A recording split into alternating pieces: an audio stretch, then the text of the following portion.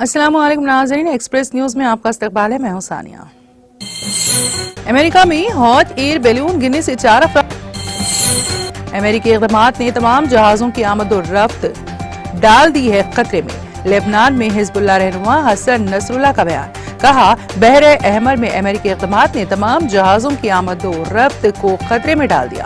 उन्होंने अपने खिताब में कहा, यमनी बहरे अहमर में गजा की हिमायत रोक देंगे, ये अमेरिका की है गलत फहमी।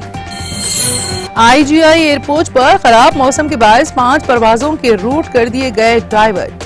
परवाज में ताखिर पर नाराज इंडिगो पायलट पर हमला करने वाले मुसाफिर के खिलाफ शिकायत की गई दर्ज।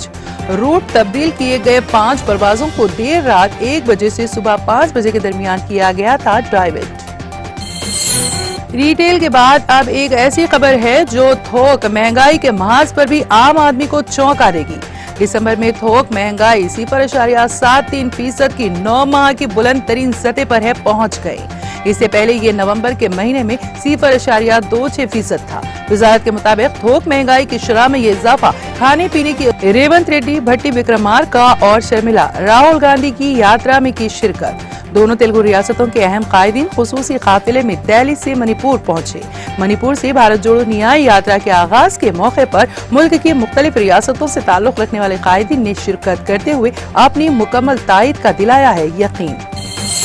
चीफ मिनिस्टर रेवंत रेड्डी 15 ता 19 जनवरी डाउस में होने वाली बैनुल अक़वामी सरमायाकारी कॉन्फ्रेंस में करेंगे शिरकत।